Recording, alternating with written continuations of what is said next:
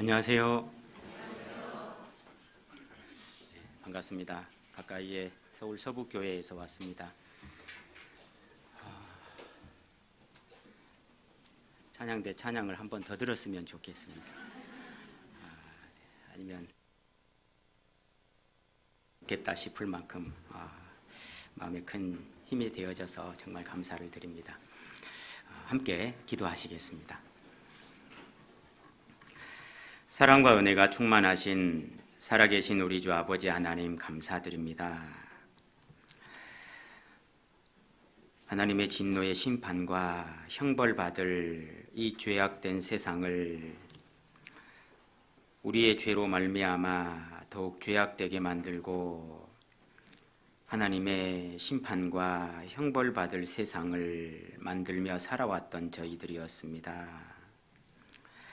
그 어리석은 멸망길 가운데 버려두지 아니하시고 걸어가신 주님 피로 값주고 사신 걸어가신 주님 몸된 교회 가운데로 불러주시고 이 가운데서 증거되는 진리의 말씀으로 우리를 영원히 깨끗게 하시고 구원해 주셔서 진정으로 감사를 드립니다. 어리석고 헛된 세상의 일들, 육신의 소욕들 다 제하여 주시고 우리의 마음을 오직 죽기까지 우리를 사랑하신 주님께만 향할 수 있도록 그 주님을 사랑하고 주님께만 소망을 두고 살아갈 수 있도록 도와주시고 이끌어 주시길 간구드립니다. 주님의 영광을 위해서 주님의 복음 전하는 일을 위해서 저희의 온 삶을 주님께 다 드릴 수 있도록 도와주시고 주님을 배울 때 영광 가운데 기쁨 가운데 우리를 맞아주실 주님을 배울 수 있도록 우리 중랑교회 모든 성도님들 힘입혀 주시고 인도하여 주시길 간구드립니다. 주님의 날에 주님께로부터 오는 영혼의 양식을 간구하는 심령으로 저희들 겸손히 함께 머리 숙였습니다. 세상에서 겪는 모든 어려운 일들, 복음을 위해서 수고하고 고난 가운데 어려웠던 모든 일들, 그 심령을 위로해 주시고 또 주를 위해서 살고자 하는 그 간절한 소망 위에 힘과 지혜와 능력을 더욱 힘입혀 주셔서 주를 위해서 힘있게 살아갈 수 있도록 이 시간 역사하여 주시고 함께하여 주시옵소서. 시작부터 마치는 시간까지 주 성령께서 친히 주관해 주시고 인도해 주시기를 의지하오며 저희를 사랑하시는 예수님 이름으로 기도드립니다. 아멘. 우리 함께 구약 성경 시편 34편 찾으시겠습니다.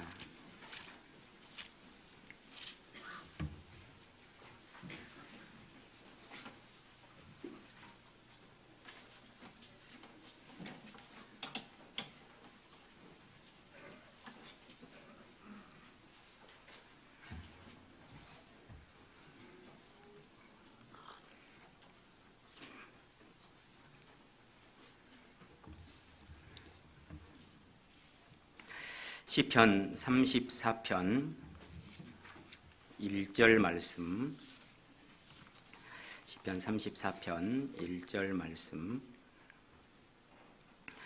1절 2절 함께 읽겠습니다. 내가 여호와를 항상 송축하며 그를 송축함이 내 입에 계속하리로다. 내 영혼이 여호와로 자랑하리니 곤고한 자가 이를 듣고 기뻐하리로다. 18절 말씀, 18절부터 22절까지 함께 읽겠습니다. 여호와는 마음이 상한 자에게 가까이 하시고 중심에 통회하는 자를 구원하시는도다. 의인은 고난이 많으나 여호와께서 그 모든 고난에서 건지시는도다. 그 모든 뼈를 보호하시며 그 중에 하나도 꺾이지 아니하도다. 악이 악인을 죽일 것이라. 의인을 미워하는 자는 죄를 받으리로다. 여호와께서 그 종들의 영혼을 구속하시나니 저에게 피하는 자는 다 죄를 받지 아니하리로다. 오늘 함께 나누고 싶은 부분은요, 의인의 고난이라는 주제로 우리가 삶에서 겪는 여러 가지 많은 일들에 대해서 함께 상고해 보고자 합니다. 우리가 신앙 안에서 겪는 많은 어려움의 일들이 있으실 건데요. 기본적으로 구원받은 하나님의 자녀로서 세상 속에 살아가면서도 많은 어려움들이 있으실 거고요. 그리고 복음을 전하면서 겪는 많은 어려움들도 있으실 겁니다. 그리고 교회 안에서 교회 생활을 통해서도 겪게 되는 많은 어려움들이 있으실 거고요. 교회 안에서 함께 봉사하고 함께 수고하고 함께 복음을 위해서 고생하고 살아가는 속에도 모든 것이 다 잘 되어지는 것이 어렵고 그 속에서도 여러 가지 많은 어려움들을 겪는 것이 우리의 삶일 수밖에 없습니다. 그리고 이렇게 도시에서 신앙생활 하시면서 복음을 위해서 수고하고 살아가실 때 교회당을 준비하고 복음을 위해서 이 터전을 준비하는 일 속에서 물질적인 일들로도 우리의 삶에 굉장히 어려움이 있는 것이 사실일 겁니다. 그래서 서울에서 신앙생활을 하다 보니까요, 새벽 일찍부터 밤 늦게까지 얼마나 많이 수고하고 사시고 그렇게 수고하고 고생하는 삶을 살아가는 속에서도 복음을 위해서 희생하고 살아가는 그 삶을 보면서 참 삶이 힘들고 어려우실 텐데 그래도 그렇게 꿋꿋하게 주를 위해서 살아가는 모습들을 보면서 크게 힘이 되기도 하고 정말 마음에 성도들의 신앙이 얼마나 하나님 앞에 귀하고 값진 것인지를 많이 생각해보는 계기들이 되는 것 같습니다. 이런저런 많은 부분들이 우리의 삶에 여러 가지 고난으로 경험하게 되는데요. 이제 처음에 성경을 읽다 보면 힘과 위로가 되는 그런 어려움 속에서 힘과 위로가 되는 많은 말씀들이 있습니다. 그런데 구원받고 신앙생활 하시다 보면 성경을 읽을 때 힘과 위로가 되는 말씀보다는 또 때로는 고민스럽게 하는 말씀들도 많이 접하게 될 때가 있습니다. 아마 이 시편 34편에서 말씀하고 계시는 그 19절 말씀도 우리의 신앙생활 속에서 때로는 고민스럽게 만드는 말씀 중에 한 구절이 아닐까 이런 생각을 해봅니다. 그 19절만 다시 보시면요. 의인은 고난이 많으나 여호와께서 그 모든 고난에서 건지시는도다.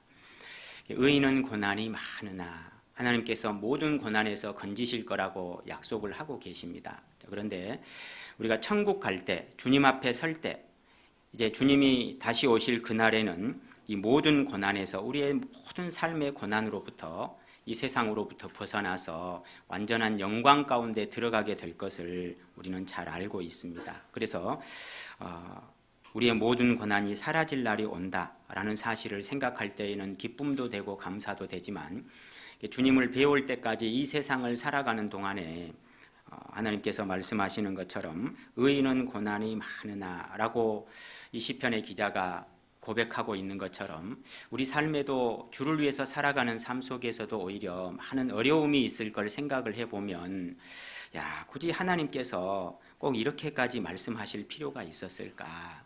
고난이 많으나 이런 말씀들은 때로는 위로가 되기보다는 마음을 고민스럽게 하는, 특별히 구원받고 얼마 안 됐을 때 처음 신앙을 시작하는 입장에 있을 때에는 이런 말씀들이 특별히 더 마음에 고민스럽게 만드는 말씀 중에 하나다라는 사실을 생각을 해봅니다.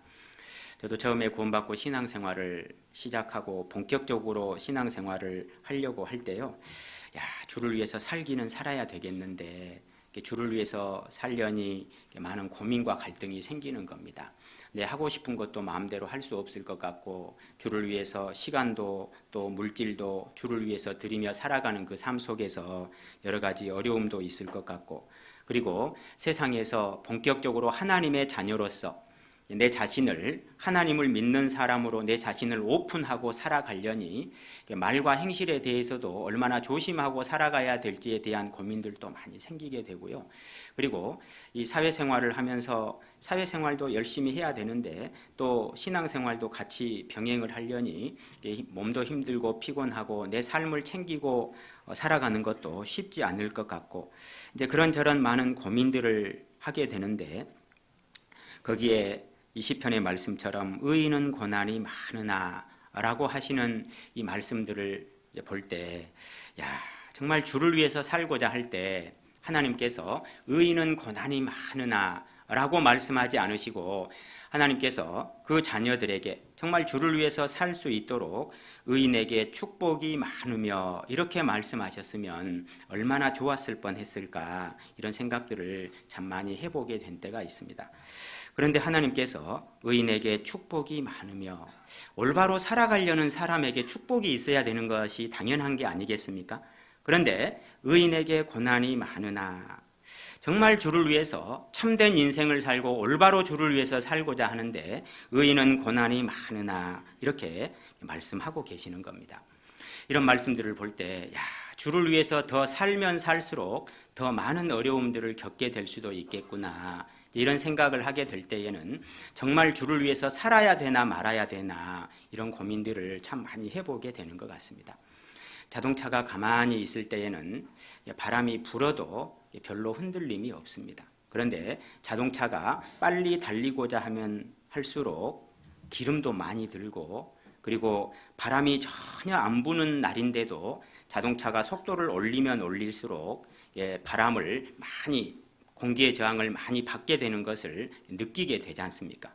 그런 것처럼 주를 위해서 살아가면 살아갈수록 더 많이 살려고 하면 할수록 더 많은 시간과 물질과 내 인생을 주를 위해서 더 투자하려고 하면 할수록 더 많은 피곤함이 있을 것 같고 내 삶을 챙기는 것은 더 어려울 것 같고 더 많은 일들 주님 몸된 교회 안에서 주를 위해서 살아가는데 참여되면 참여될수록 나는 인생이 여러 가지를 챙겨야 될 입장에 선다면 더 많이 힘들 것 같은 생각도 들고 그리고 더 많은 사람들에게 가족들뿐만 아니라 주변에 이뤄진 사람들에게 더 많은 사람들에게 전도를 하면 할수록 칭찬을 많이 받습니까? 고난이 많이 돌아옵니까? 고난이 많이 돌아오잖아요. 이단이라는 말도 더 많이 듣게 되고 비아냥거림도 더 많이 듣게 되고 말씀을 듣자고 권유를 하는데도 불구하고 더 많은 거절과 반대를 받게 되고 때로는 왕따를 당할 수도 있고 따돌림을 당할 수도 있고 더 많은 어려움들을 겪게 되는 것이 사실인 겁니다. 이런저런 일들을 생각하다 보면 정말 하나님을 위해서 살고자 할 때 하나님께서 도와주셔서 정말 힘있게 살아갈 수 있도록 의인은 축복이 많으며 이렇게 말씀하셨으면 얼마나 좋았을 뻔했을까. 그럼 얼마나 힘있게 주를 위해서 살 수 있었을까 이런 생각들을 참 많이 해보게 됐던 것 같습니다.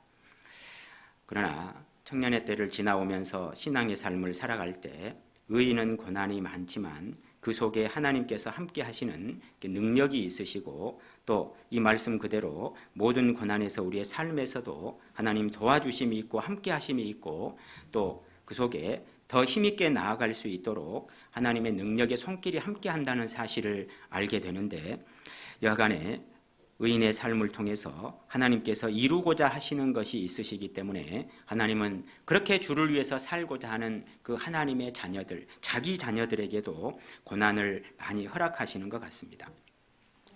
우리가 신앙의 삶을 살면서 많은 고난을 겪게 되는데 아마 현대 사회를 살아가는 많은 사람들이 특별히 그리스도인들이 겪는 고난 대표적인 것을 꼽으라고 한다면 아마 우리 시대는 더더욱 그럴 것 같습니다만은 뭐니 해도 머니가 첫 번째 고난이지 않을까 그리고 늘 생활 속에 함께하는 고난이지 않을까 이런 생각을 많이 해보게 됩니다. 자녀를 키우고 양육하는 것부터 시작을 해서 신앙생활을 함에 있어서도 여러 가지 많은 물질적인 일들에 대해서 많은 고난들이 있는 것이 우리의 삶의 사실일 거고요. 그리고 우리 시대에는 특별히 이게 굉장히 부유하게 살아가는 정말 부유하게 살아가는 사람들이 있기 때문에 그런 사람들과 비교되는 마음에서 고민 아닌 고민들을 하게 되고, 저런 사람들은 하나님도 모르는 저런 많은 사람들이 저렇게 많은 것을 준비하고 자기의 인생을 준비하고 자기의 여생을 준비하고 노후를 준비하고 살아가는데, 주를 위해서 살아가는 삶에서 아무것도 준비되지 않는 내 자신의 삶을 이렇게 돌아보게 되면요, 괜히 비교도 되고 나도 저렇게 준비하지 않으면 안 될 것 같은 이런 마음들도 끊임없이 고민스럽게 만드는 문제 중에 하나일 겁니다. 이제 그렇게 삶을 돌아보고 세상의 관점에서 내 자신의 삶을 바라보면 정말 여러 가지로 계속해서 고민스러운 문제가 물질에 관한, 돈과 관련된 경제적인 문제와 관련된 고난들, 고민들이 참 많은 부분을 차지하지 않을까, 이런 생각들을 많이 해보게 됩니다. 그리고 복음 전하면서 또 교회 안에서 신앙생활 하면서도 가족 간에도 트러블이 또 있습니다. 구원받은 가족들과 구원받지 않는 가족들 간에도 늘 트러블이 생기고, 전도하려고 하면 할수록 많은 반대와 어려움에 봉착하게 되기도 하고 많은 힘든 문제들을 겪게 되기도 합니다. 때로는 구원받은 가족들 간에도 트러블 생길 때 있습니까? 없습니까? 마냥 좋기만 합니까? 때로는 트러블 생깁니까? 이게 형제지간은 말할 것도 없고요, 부부 간에도 함께 신앙생활을 하는데 트러블 생길 때 있습니까? 없습니까? 이게 육신적인 문제만 가지고 트러블이 생기는 게 아니고요, 교회 안에서 더 주를 위해서 살아가려는 그 삶의 문제에 있어서도 더 주를 위해서 살고자 하는 마음을 갖게 될 때도 있고, 때로는 좀 느슨하게 가고자 하는 마음이 들어오기도 하고, 부부 간에도 그런 트러블들이 생기고, 부모 자녀 간에도 신앙 문제로 여러 가지 많은 어려움들을 겪게 됩니다. 자녀들의 신앙을 위해서 교회 학교에 챙기는 문제라든지, 아이들이 신앙 안에서 잘 살았으면 좋겠다 싶어서 챙기려고 그러는데 아이들은 대들기도 하고 불만을 토로하기도 하고, 아이들의 신앙 문제, 그리고 부부 간의 신앙 문제, 가족들 간에도, 구원받은 가족들 안에서도 신앙 문제들로도 여러 가지 트러블을 갖게 되는 것이 우리의 삶일 수 있을 겁니다. 뿐만 아니라 사회생활 하면서도 많은 어려움들을 겪게 됩니다. 직장생활 하면서 구원받은 그리스도인으로서 어려움을 겪게 되는 일들도 있고, 또 이 세상 사람들은 시기와 질투, 여자들만 시기와 질투가 있는 게 아니고요, 남자들도 시샘하고 질투하고 투기하고 이런 게 얼마나 많이 있는지 모릅니다. 그래서 그리스도인들이 세상 사람들보다 먼저 승진을 하게 되고 조금 더 좋은 위치에 차지하게 되고 그러면요, 얼마나 괴롭히고 불편하게 견제를 하고 사사건건 시비를 걸고 이런 사람들이 세상에 얼마나 많이 있는지 모릅니다. 그리고 늘 태클을 걸고 불편하게 하는 일들이 사회생활 하다 보면 사사건건 많이 생기는 것이 우리의 삶일 겁니다. 뿐만 아니라 교회 안에서 봉사하면서도 세상에서만 고난을 겪는 게 아니고, 교회 안에 봉사하면서도 뜻이 안 맞아서, 이게 하고자 하는 방향이 안 맞아서 이게 좋은 마음으로 편안하게 의논을 하게 될 때도 있지만 의견 충돌로 인해서 큰 소리가 오가게 되는 일들이 혹 생길 수도 있고, 주방에서 봉사를 하면서도, 아니면 심지어 복도나 계단 같은 청소를 하는데 빗자루 들고 간단하게 청소하는 문제들 속에서도 트러블이 생기고 티격태격하는 모습들을 교회 안에서 보게 될 때도 있습니다. 좋은 마음으로 봉사하려고 하는 그 속에서도, 이게 다 구원받은 형제 자매들인데 그 속에서도 트러블이 있는 것을 보면, 어느 곳에서든지 사람 사는 곳에서는 구원받은 사람이든 안 받은 사람이든 어느 곳을 물론하고 어려움이 생길 수 있는 것이 사람의 삶이다라는 것도 생각을 해보게 됩니다. 뿐만 아니라 연세가 드신 우리 어르신들도 많이 계시는데요, 연세 드신 어르신들은 연세가 드실수록 교회에 오시는 것도 정말 고난이실 수 있습니다.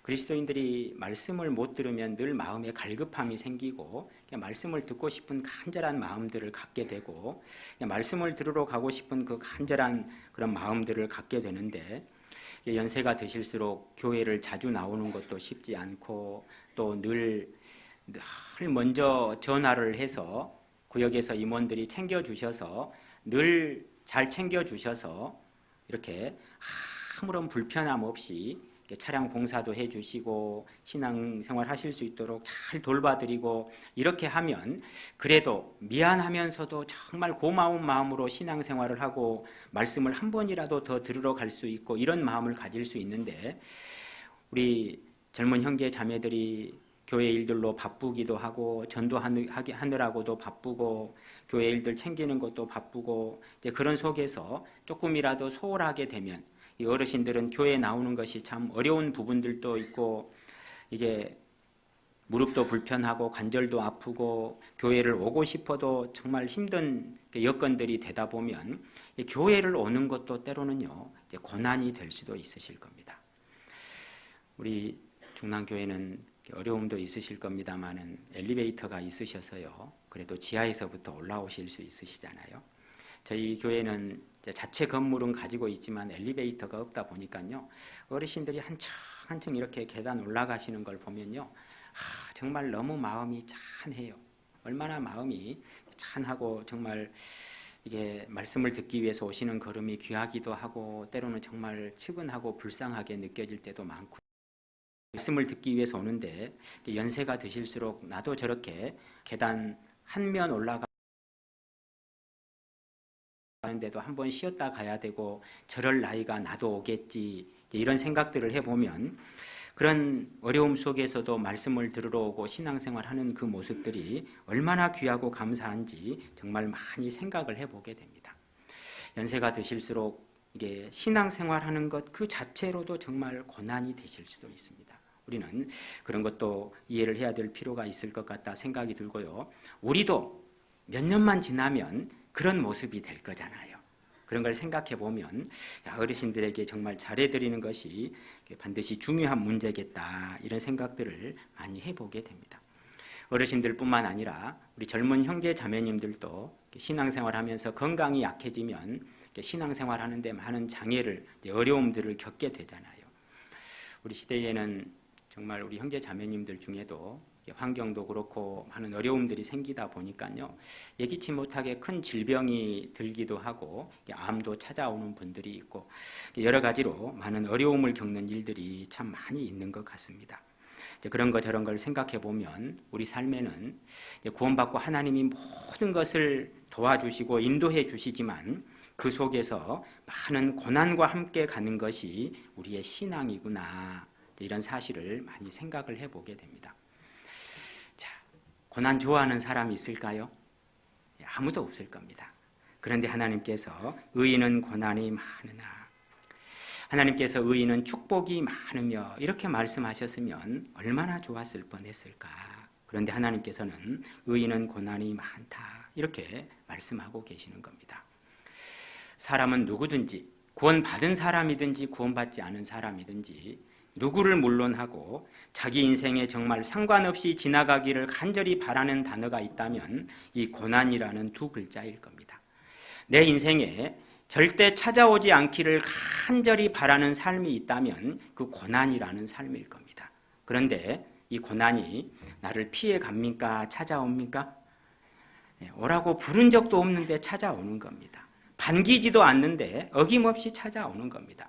제발 좀 피해 갔으면 좋겠는데 뭐가 그렇게 좋은지 왜 그렇게 나를 좋아하는지 이 고난이라는 이 두 글자는 나를 참 좋아하는 것 같습니다. 그래서요 이 고난이라는 삶이 우리의 생활 속에 다가오고야 마는 겁니다. 이런 걸 보면서요 고난을 피해 가려고 애쓰고 살면 살수록 고난은 나를 더 잘 찾아오는 것 같다 이런 생각들을 하게 될 때가 있잖아요. 고난을 피하고 살려고 하면 할수록 더 많은 고난들이 나를 찾아오는 것 같은 생각을 하게 되잖아요. 그럼에도 불구하고 하나님은 그것을 허락하고 계시잖아요. 왜 이렇게 자기 자녀들에게 그토록 사랑하시는 하나님의 자녀들에게 고난을 허락하고 계실까? 그런데 생각해 보면요. 하나님이 고난을 허락하시는 것이 반드시 필요하고 중요한 일이겠다 이런 생각들을 하게 될 때가 많이 있습니다. 아이들은 식사 때가 되면 밥을 먹고 싶어 합니까? 피자나 치킨이나 아이스크림이나 자기 좋아하는 거 먹고 싶어 합니까?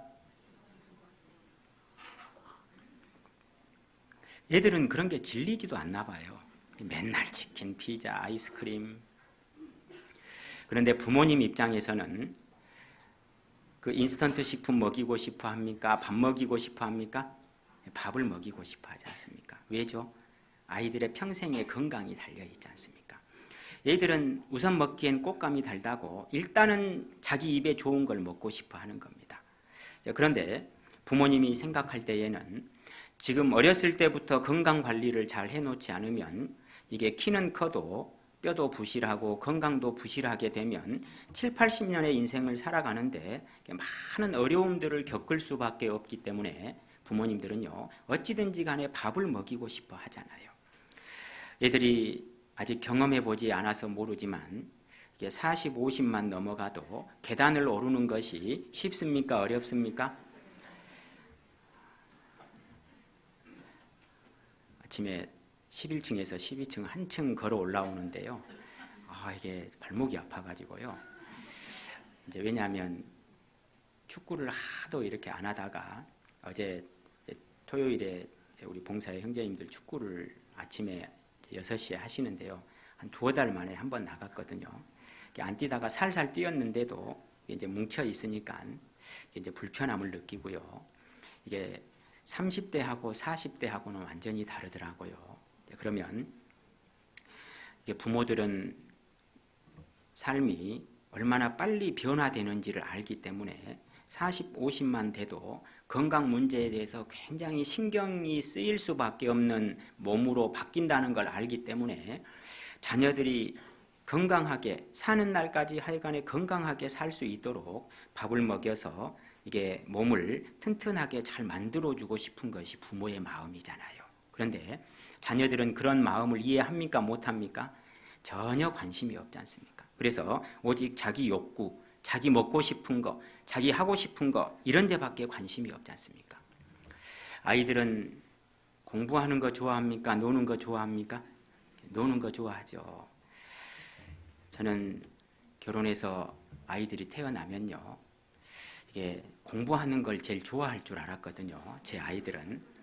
그런데 공부하고는 어쩜 그렇게 친하지 않는지요. 누구를 닮았는지 도대체 이해가 안 될 만큼요. 저를 닮았으면 책 보고 공부하는 게 인생의 가장 즐거운 낙을 삼을 줄 알았는데 참 고민스럽게 만드는 애들이 셋이나 태어나더라고요.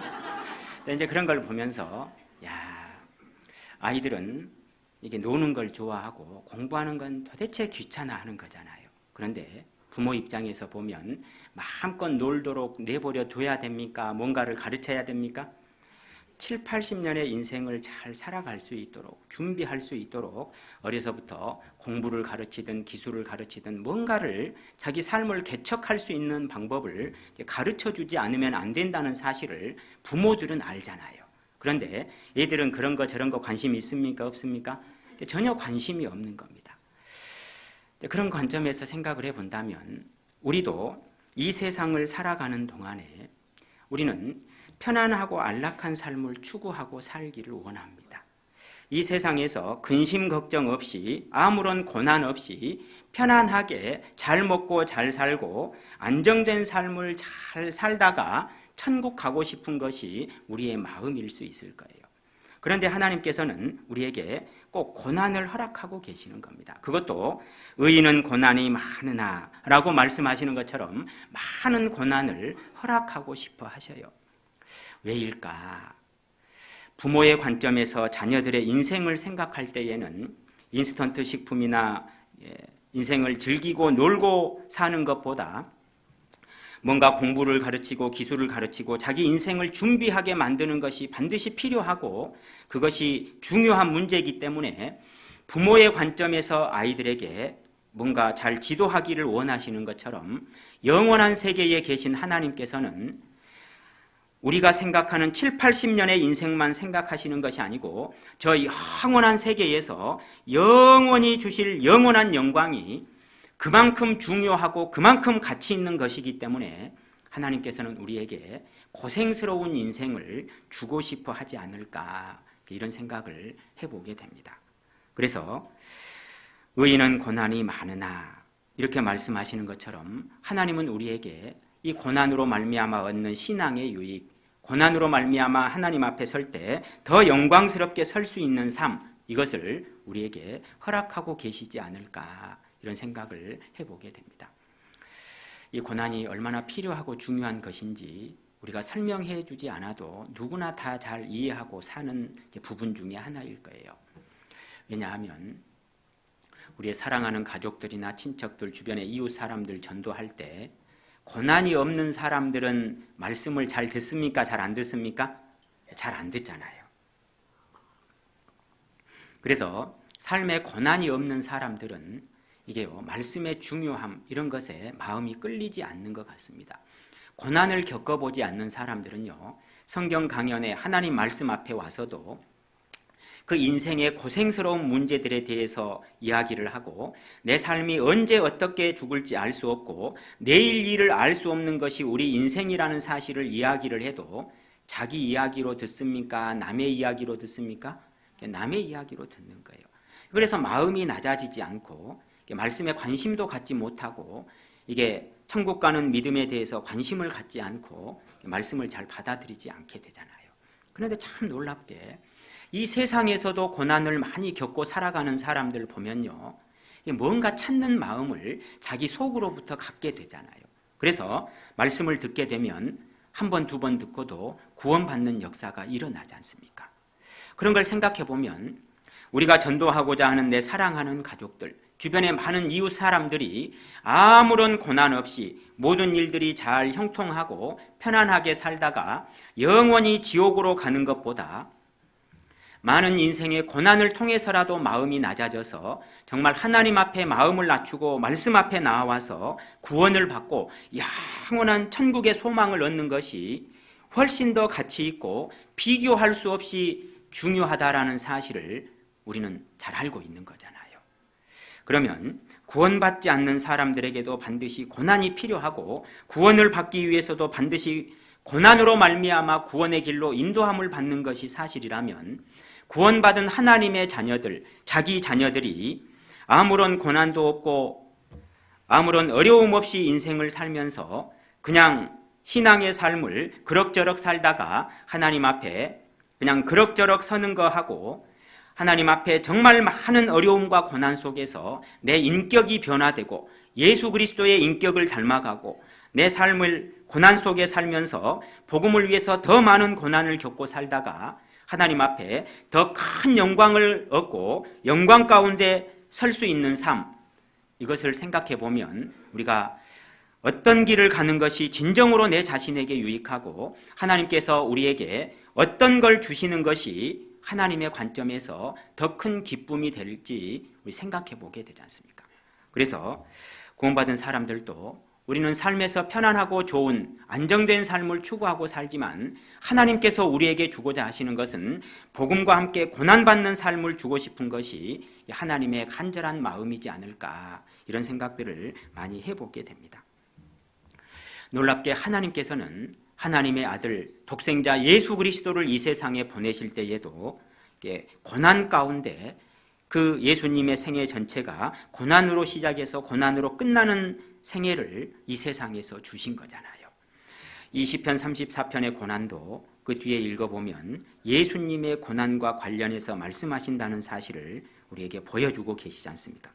19절 말씀 다시 한번 보시면, 의인은 고난이 많으나 여호와께서 그 모든 고난에서 건지시는도다. 20절 함께 읽겠습니다.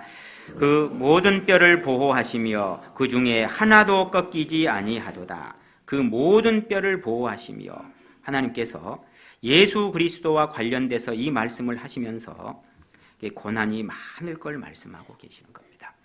우리의 삶에도 고난이 많지만 예수님의 생애 전체가 고난이었다는 사실을 이 성경은 우리에게 말씀하고 계시지 않습니까? 히브리서 5장 한번 가보시겠습니다. 예수님은 이 세상에서 늘 고난의 삶을 살다가 고난 가운데 가셨지 않습니까? 히브리서 5장 8절 말씀, 히브리서 5장 7절부터 보겠습니다. 히브리서 5장 7절. 그는 육체에 계실 때에 자기를 죽음에서 능히 구원하실 이에게 심한 통곡과 눈물로 간구와 소원을 올렸고 그의 경외하심을 인하여 들으심을 얻었느니라. 8절부터 10절까지 함께 읽겠습니다. 그가 아들이시라도 받으신 고난으로 순종함을 배워서 온전하게 되었은즉 자기를 순종하는 모든 자에게 영원한 구원의 근원이 되시고 하나님께 멜기세덱의 반차를 좇은 대제사장이라 칭하심을 받았느니라. 예수님께서 이 세상에서도 그 받으신 고난으로 순종함을 배워서 예수님이 꼭 고난을 받으셔야만 순종하는 것을 배우실 분이실까요? 그렇지 않잖아요. 그런데 이 세상에 오신 하나님의 아들, 그가 아들이시라도 받으신 고난으로 순종함을 배워서 온전하게 되었은즉 예수님은 어떤 상황 속에서도 하나님의 뜻에 절대적으로 순종하시는 분이라는 사실을 보여주시는 것이 예수님의 생애라는 것을 말씀하고 계시는 겁니다. 예수님은 고난을 받으셔야만 온전하게 되실 수 있는 분이다, 이런 의미가 아니고 예수님은 하나님의 독생자로 하나님의 아들의 신분으로 이 세상에 오셨지만 어떠한 경우에도 철저하게 하나님이 말씀하신 그대로 100% 순종하는 삶을 사시고 그것이 비록 감당할 수 없을 것 같은 고난의 삶이 주어진다 할지라도 예수님은 철저하게 반드시 그 길을 가시는 분이라는 것을 보여주시는 생애가 예수님의 생애이셨던 겁니다. 예수님은 이 세상에 태어나실 때 산부인과에서 태어나신 게 아니고 마구간에서 태어나셨지 않습니까? 짐승의 우리에서. 창고에서도 태어나신 게 아니고 짐승들이 잠을 자는 그 짐승 우리에서 태어나셨잖아요. 예수님은 탄생 때부터 고난을 받고 고난 속에 오신 거지 않습니까? 아무리 가난한 집 사람이라도 짐승 우리에서 출산하는 사람 이야기는 예수님 말고 또 들어보신 적 없으시잖아요. 저는 못 들어봤거든요. 그런데 예수님의 생애를 보면요, 예수님의 그 어린 시절에 대해서 12살 때 이야기를 말씀하고 계시지만 대부분의 어린 시절의 생활이 다 생략되어져 있지 않습니까? 그런데 마태복음 13장이나 마가복음 6장 같은 데 성경을 보면요, 예수님이 공생애를 시작하셨을 당시의 이야기들을 보면 그때 당시에 예수님이요, 요셉이 이 세상에 안 계셨다는 사실을 이렇게 말씀을 하고 계시는 거예요. 이는 그 목수의 아들이 아니냐, 그 형제들은 야고보, 요셉, 시몬, 유다라 하지 않느냐, 그 너희들은 다 우리와 함께 있지 아니하냐. 마태복음 13장 58절에 말씀하시는 것처럼 그 유대 종교 지도자들이나 갈릴리 지역의 그 사람들이, 종교적인 그 사람들이, 유대인들이 예수님에 대해서 이야기할 때 이는 그 목수의 아들이 아니냐 이렇게 표현하고 있거든요. 그러면 그 예수님의 육신의 아버지였던 요셉은 이미 이 세상 사람이 아니고 그 뭔가 과거에 어떤 특별한 일을 했던 그 목수의 아들이 아니냐 이렇게 말씀하시는 거예요. 마가복음 6장에서도 똑같이 말씀하세요. 이는 마리아의 아들 예수가 아니냐 이렇게 표현하거든요. 누가 아들을 칭할 때 자기 아버지 이름을 칭하지 않고 자기 엄마 이름을 칭해서 이야기를 합니까? 그런 경우가 잘 없거든요. 그러면 요셉이 없는 상태다 이걸 말씀하시는 거예요.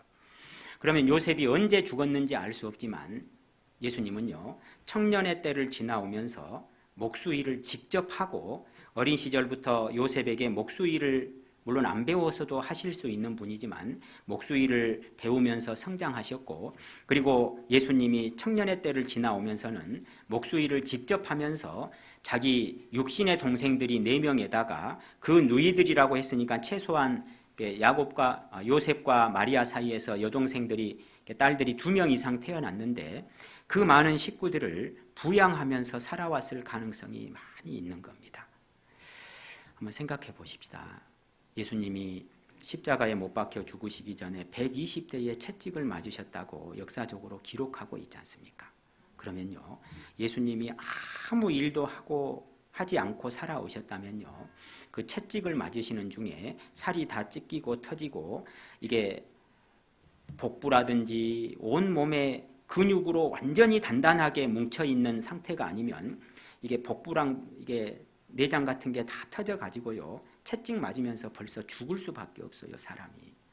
예수님이 그 모든 걸 감당하시고 그러고도 십자가를 지고 그 무거운 십자가를 지고 올라가는 장면들 많이 보시잖아요. 그 정도 가실 정도 됐으면 우리식으로 표현하면 예수님은 진짜 노가다판에서 정말 고생을 하고 인생을 살아오신 분이고 처음부터 얼마나 많은 고난 속에서 고생 속에서 이 세상에서 소년 가장처럼 진짜 고생스러운 인생을 살아오신 분이 예수님이신 거예요. 단지 공생의 3년 6개월 동안 말씀을 전하면서 고난받으시고 그리고 채찍질 당하시고 십자가에 죽으시던 그 모습만 고난이 아니고 예수님은 마구간에 태어날 때부터 십자가에 죽으시는 그 순간까지 처음부터 시작해서 죽으실 때까지 고난으로 시작해서 고난스러운 인생을 정말 그 엄청난 고생스러운 삶을 살아오신 분이요, 예수님이라는 사실을 우리가 생각해 보게 되잖아요. 그럼에도 불구하고 예수님은 그가 아들이시라도 받으신 고난으로 순종함을 배워서, 누가 자식이 고생하기를 바라는 부모가 있겠습니까? 그런데 천지와 우주 만물을 창조하신 그 하나님께서 자기 독생자를 이 세상 그 누구보다도 가장 비참하게 고생을 하도록 하나님이 허락하셨고 그 길을 가게 하신 거잖아요. 그 고난의 길을 끝까지 가심으로 인해서 우리에게 자기를 순종하는 모든 자에게 영원한 구원의 근원이 되시고 그 예수 그리스도의 고난으로 인해서 나를 구원해 주신 근원이 되어 주신 거지 않습니까? 그리고 멜기세덱의 반차를 쫓는 대제사장이라 칭하심을 받았느니라. 예수님은 어떤 고난 속에서도 절대 고난을 피해 가실 분이 아니고 철저하게 하나님이 말씀하신 그대로의 삶을, 그것이 온통 처음부터 끝까지 고난뿐일지라도 가시는 분이라는 것을 성경은 우리에게 증거하고 계시는 겁니다. 히브리서 2장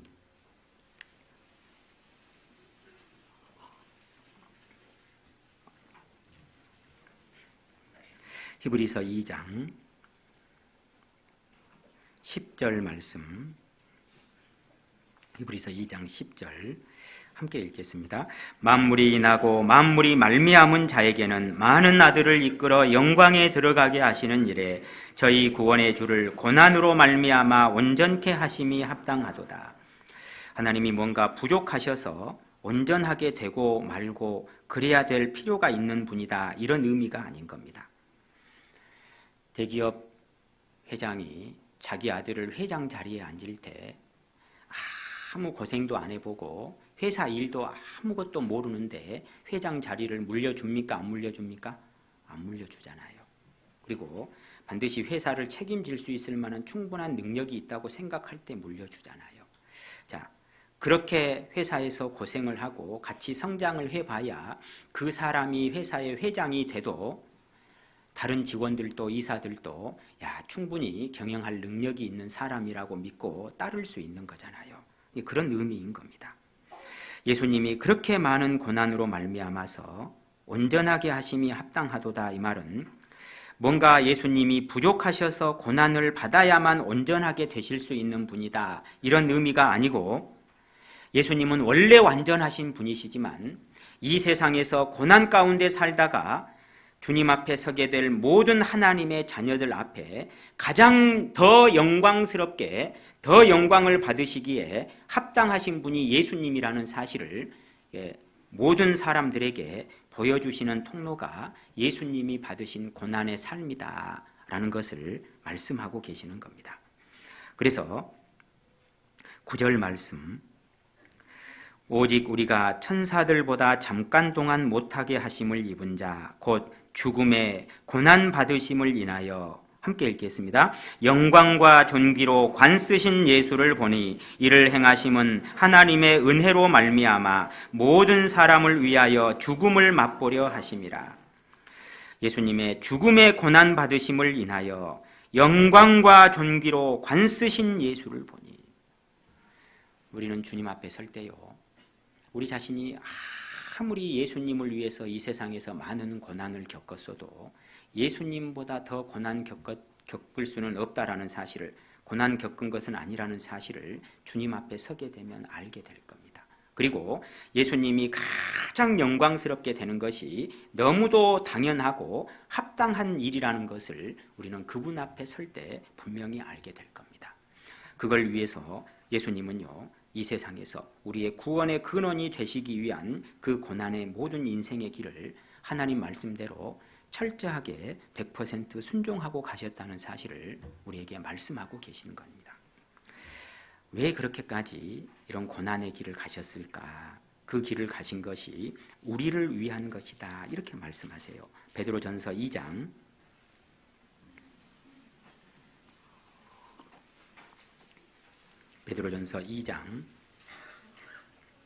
21절 말씀.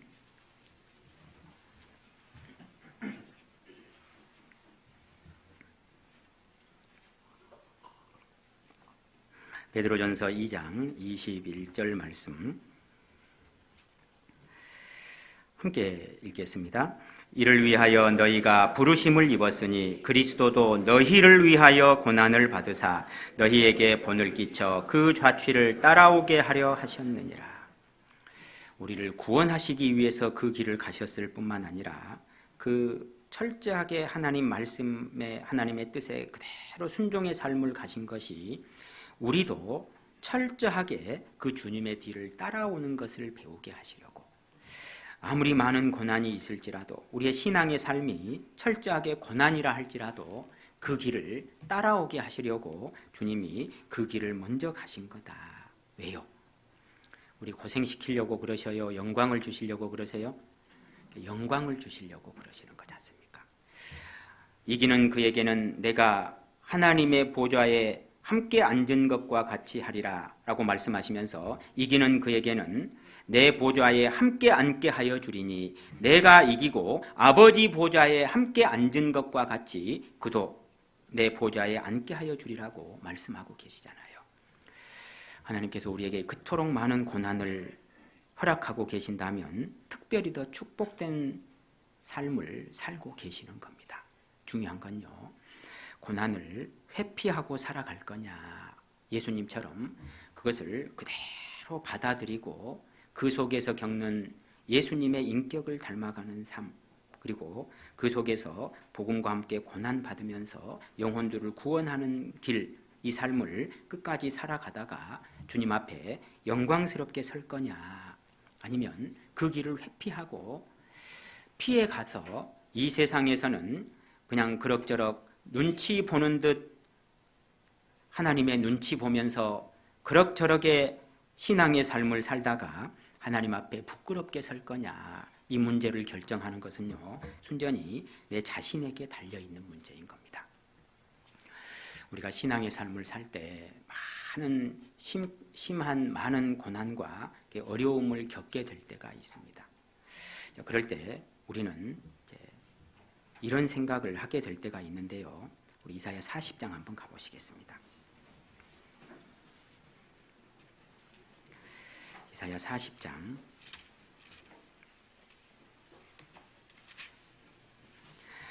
이스라엘 민족들이 정말 힘들고 어려운 일을 겪을 때 하나님 앞에 이런 하소연을 하게 된 겁니다. 이사야 40장 27절 말씀,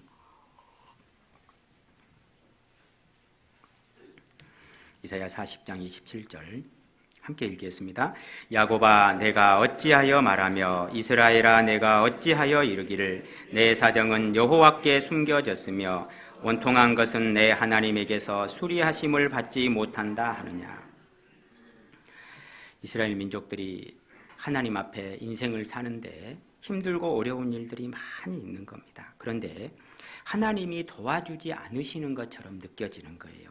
그래서 자기들끼리 하소연하는 겁니다. 내 사정은 여호와께 숨겨졌으며 원통한 것은 내 하나님에게서 수리하심을 받지 못한다. 이러면서요, 자기들끼리 하소연하면서 살아가는 겁니다. 내가 하나님을 위해서 살려고 하는데 왜 이렇게 하나님이 나를 안 도와주시는 것일까? 내가 이렇게 힘들고 억울한 분통 터질 일들이 많이 있는데 왜 이렇게 오랫동안 하나님이 나를 도와주지 않으시는 걸까?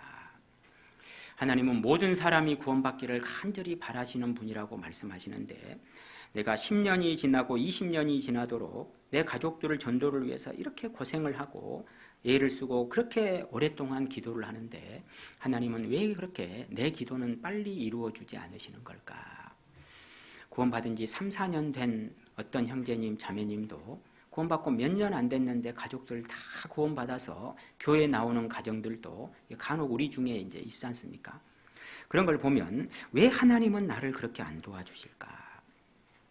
내 가족들 마음을 움직여 주셔서 충분히 이끌어 주실 수 있으실 것 같은데 왜 하나님께서 나를 그렇게 안 도와주실까? 내가 주를 위해서 살지 않은 것도 아니고 내가 뒤로 물러가려고 하는 것도 아니고 나는 끝까지 주를 위해서 살려는 마음을 가지고 주를 위해서 수고하고 살아왔는데도 왜 하나님이 나를 안 도와주실까? 이런 생각을 하게 될 때가 많이 있을 수 있습니다. 그런 문제들이 전도에 관한 문제일 수도 있고 또 주변 사람들 전도에 관한 문제일 수도 있고 내 경제적인 삶에 관한 문제일 수도 있고 내 자녀들과 관련된 어려움과 고난에 관한 문제들일 수도 있을 거예요. 교회 안에서도 관련된 문제일 수도 있을 겁니다. 그럴 때 우리는 실망할 수도 있고 도대체 하나님의 뜻이 어디에 있는 것일지 고민하게 될 때가 정말 많이 있는 겁니다. 그럴 때 하나님 뭐라고 말씀하실까? 그 옆에 26절 한번 보시면요.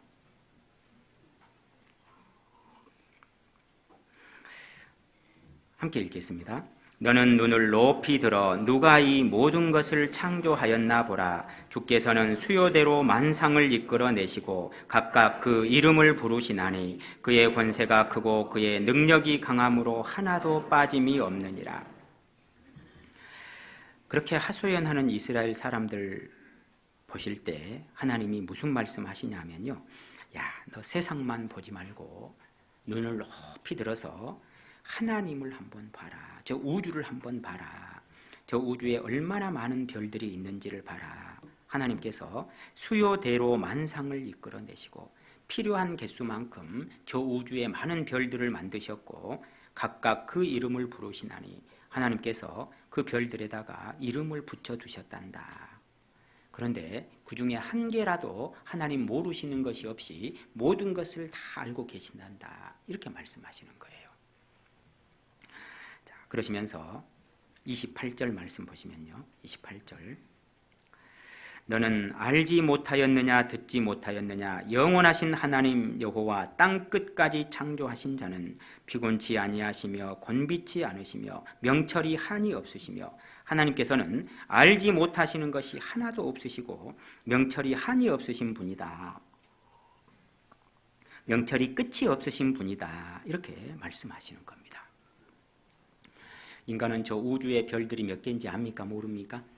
모르지 않습니까? 몇 개 정도 된다 그럽니까? 몇 개 정도 된다 그럽니까? 우리 청년들 몇 개 정도 된답니까? 10의 26승계 정도 된다 보통 그렇게 이야기하죠. 그 10의 26승계가 얼마만큼이냐? 해수욕장에 가면 그 해수욕장에 모래가 한 바가지 있습니까? 어마어마하게 많이 있습니까? 어마어마하게 많이 있지 않습니까? 그런데 이 지구 전체에 있는 해수욕장 모든 바닷가에 있는 모래알갱이 개수를 다 합한 것보다 우주의 별들의 개수가 더 많단다. 이렇게 말씀하시잖아요. 과학자들도 그렇게 이야기를 하거든요. 그런데 하나님은 만들다 보니까 그렇게 만들어진 게 아니고 빅뱅에 의해서 빵 터져가지고 어쩌다 보니까 그렇게 만들어진 게 아니고 하나님이 필요한 개수만큼 크고 작은 수없이 많은 별들을 그렇게 많이 만들어 놓으셨다는 거예요. 그런데 그 해수욕장에 가면 그 끝없이 많이 펼쳐진 해변의 모래알갱이 우리는 그 개수 셀 수 있습니까? 못 셉니까? 셀 수 없잖아요. 그런데 그 모래알갱이 개수 하나하나마다 이름을 지어라. 그러면 이름 지어요? 못 지어요? 이게요, 아예 불가능한 일이지 않습니까? 그런데 지구 전체에 있는 모든 바닷가의 모래알갱이 개수보다 더 많은 저 우주의 별들에다가 하나님은 이름을 붙여 놓으셨다라고 말씀하시잖아요. 그러면 하나님께서 이런 말씀을 하실 때 그의 능력이 강함으로 그의 권세가 크고 그의 능력이 강함으로 하나도 빠짐이 없느니라. 이 말씀하실 때 하나님이 끝없이 지혜롭고 똑똑하신 분이다, 능력이 끝이 없는 분이다, 이걸 자랑하려고 이런 말씀을 하셨냐? 그런 게 아니신 거예요. 이런 말씀, 천지와 우주 만물을 창조하신 능력에 대한, 지혜에 대한 말씀을 하실 때요, 그 앞뒤 구절의 성경 구절들을 보면 항상 뒤따르거나 앞에 있는 말씀들이 있어요. 그 말씀들이 어떤 거냐면요, 천지와 우주 만물을 창조하신 하나님은 우상과 완전히 다른 분이다, 이거 말씀하세요. 늘 우상 숭배에 빠졌던 이스라엘 백성들에게 니들이 지금 다른 민족들이 섬기는 우상 숭배를 하려고 그러는데 그게 얼마나 어리석은 짓인 줄 아냐. 니들이 따라가려고 하는 그 우상하고 창조주 하나님 되시는 나하고는 이게 이만큼 차이가 나는 존재란다, 이걸 말씀하시는 거예요. 그러니까요, 선택을 올바로 해라, 이걸 말씀하시고, 그리고 그 뒤에 말씀을 보면 하나님이 너희의 형편과 삶의 모든 것, 알지 못하시는 것이 하나도 없으시고 하나님은 철저하게 너희를 도와주실 수 있는 분이라는 사실을 올바로 알고 하나님을 의지하고 하나님을 바라보라고 이 말씀을 하시는 거예요. 하나님이 자기 자랑하려고 이 말씀을 하시는 경우는 이게 성경 어느 곳에도 없습니다.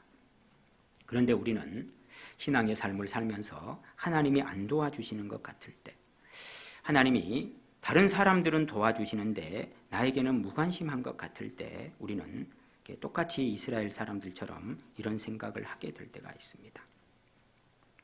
내 사정은 여호와께 숨겨졌으며 원통한 것은 내 하나님에게서 수리하심을 받지 못한다 하느냐, 이런 생각들을 하는 거예요. 그럴 때 하나님은 우리에게 말씀하시는 겁니다. 왜 나만 겪는 고난이냐고 원망하지 마세요. 고난의 뒤편에 있는 주님이 주실 축복 미리 보면서 감사하세요. 너무 견디기 힘든 지금 이 순간에도 주님은 일하고 계시잖아요. 남들은 지쳐 앉아 있을지라도 당신만은 일어서세요. 남들이 다 지쳐서 뒤로 물러가려 할지라도 당신만은 일어서세요. 우리 각자가 이런 마음을 가질 필요가 있을 겁니다. 왜냐하면요, 하나님은 나의 모든 것을 알고 계시고 나에게 끝없이 주를 위해서 살 수 있도록, 끝까지 주님 앞에 영광스럽게 살아갈 수 있도록 끝까지 힘과 능력을 공급하실 수 있고 그토록 우리를 사랑하시고 끝까지 인도해 가길 원하시는 분이 하나님이시기 때문에 그러는 겁니다. 그런데 우리가 힘들고 어려운 일들을 겪을 때 왜 나만 겪는 고난이냐고, 나 혼자만 어려운 것 같고 다른 사람들은 다 그런 대로 잘 사는 것 같은데 나만 힘들고 어려운 것처럼 느낄 때가 많이 있지 않습니까? 그런데 그런 게 아니고 우리 모든 삶에 고난이 있지만 그 뒤에 하나님께서 또 많은 것을 준비하시고 역사하고 계시는 것이 있으신 거예요. 그래서 29절 말씀, 29절 31절 함께 읽겠습니다. 피곤한 자에게는 능력을 주시며 무능한 자에게는 힘을 더하시나니 소년이라도 피곤하며 곤비하며 장정이라도 넘어지며 자빠지되 오직 여호와를 앙망하는 자는 새 힘을 얻으리니 독수리에 날개치며 올라감 같을 것이요 다른 박질하여도 곤비치 아니하겠고 걸어가도 피곤치 아니하리로다. 하나님을 앙망하는 사람은 새 힘을 얻으리니 소년이라도 피곤하고 곤비하며 장정이라도 넘어지며 자빠지되, 아무리 이 세상에서 강하고 육신적으로 힘이 팔팔 넘치는 사람이라도 쓰러지고 넘어지게 될 거다. 그러나 아무리 연약한 존재인 것 같은 사람이라도 하나님의 자녀들이 하나님을 바라보고 살아갈 때 늘 새로운 힘을 얻게 되고 독수리가 그 바위를 박차고 창공을 향해서 날아오르는 것처럼 그리스도인들은 주를 위한 삶을 끝까지 그렇게 힘있게 살아가게 될 거라고 하나님 말씀하고 계시잖아요. 시편 147편, 이 비슷한 말씀을 시편 147편에서 이렇게 하고 계십니다. 시편 147편 4절 말씀, 시편 147편 4절 말씀, 4절 5절 함께 읽겠습니다. 저가 별의 수효를 계수하시고 저희를 다 이름대로 부르시는도다. 우리 주는 광대하시며 능력이 많으시며 그 지혜가 무궁하시도다. 똑같은 말씀하고 계시죠. 저가 별의 수효를 계수하시고 저희를 다 이름대로 부르시는도다. 하나님은 저 우주에 그렇게 많은 별들을 이름으로 지어놓고 부르신다. 남발인만 하시는 게 아닌 거예요. 한번 생각해 보십시다. 지구상에 있는 모든 바닷가의 모래 알갱이 개수 하나하나마다요, 하나님이 이름을 붙여 놓으셨다고 한번 생각을 해보세요. 그 우주의 별 하나에 해당하는 모래 알갱이 하나마다 같은 이름으로 부르고 계신다고 생각을 해보면요, 지구 전체에 있는 모든 바닷가의 모래 알갱이 개수 하나하나마다요, 이름을 지을 수 있는 분이 하나님이시잖아요. 그러면 왜 하나님이 이런 말씀을 하시냐? 여기에서는 특별히 이스라엘과 관련해서 말씀하시면서 우리 자신에게 적용되는 말씀만 생각을 해보시면요, 2절부터 보면요, 2절 여호와께서 예루살렘을 세우시며 이스라엘의 흩어진 자를 모으시며 이스라엘 민족들이 바다 끝에 가서 거할지라도 하나님이 그들을 다 모아들이실 수 있는 능력이 있다는 사실을 말씀하시면서 3절 함께 읽겠습니다. 상심한 자를 고치시며 저희 상처를 싸매시는도다. 마음이 상한 자를 고쳐주시고 저희 상처를 싸매시는도다. 하나님의 자녀들이 주를 위해서 살아가는 삶 속에서 겪는 모든 상처들, 많은 아픔과 수고와 고생 속에서, 고난 속에서 겪는 그 많은 상처들, 그 모든 상처 하나하나까지도 하나님은 아셔요, 모르셔요? 네 인생에서 받는 고난 속에서 받은 상처들이 아무리 많다 할지라도 지구상의 바닷가의 모래알갱이 개수만큼 되겠냐? 그럴 수는 없을 거잖아요. 그러면 하나님은 지구 전체의 바닷가의 모든 모래알갱이 개수에 이름을 붙일 수 있는 분인데, 네 7, 80년밖에 안 되는 그 짧은 인생을 살아가는 속에서 겪는 모든 고난의 문제들에 대해서 손톱만큼이라도 하나님이 모르시는 것이 있겠는지 생각을 해보라는 거예요. 예수님이 제자들에게 말씀하신 것처럼 너희에게는 머리털까지 다 세신 바 되었나니 라고 말씀하신 것처럼요, 우리 머리카락 개수를 세실 뿐만 아니라 내가 평생을 살면서 힘들고 어려웠던 모든 작은 상처 하나하나까지도 하나님은 다 알고 계시고 그 모든 것을 다 치유해 주실 거다, 이렇게 말씀하시는 거예요. 하나님은 자기 자랑하시려고, 자기 지혜와 능력이 끝이 없는 분이라는 사실을 자랑하시려고 천지와 우주 만물 창조에 대한 말씀을 하시는 구절은 성경에 없습니다. 항상 하나님이 천지와 우주 만물을 창조하신 지혜와 능력이 끝이 없는 사실에 대해서 말씀하실 때 그 앞뒤 성경 구절들을 보면요, 항상 그런 말씀과 연결되어져 있어요. 나에게 희망을 주시고 소망을 주시고 내가 얼마나 끝까지 하나님을 의지하고 살아가야 할 것인지를 알려주시기 위해서 이런 말씀을 하시는 겁니다. 그래서 6절 말씀, 6절 함께 읽겠습니다. 여호와께서 겸손한 자는 붙드시고 악인은 땅에 엎드러뜨리시는도다. 하나님께서 철저하게 하나님의 자녀들을 인도해 가시고 주를 위해서 살아가는 삶을 끝까지 붙들어 주실 거라고 말씀하시는 거예요. 왜 하나님께서 우리에게 이렇게 많은 고난들을 주실까? 그 측면을 간단히 생각을 해보면요, 베드로전서 1장 한번 가보시겠습니다.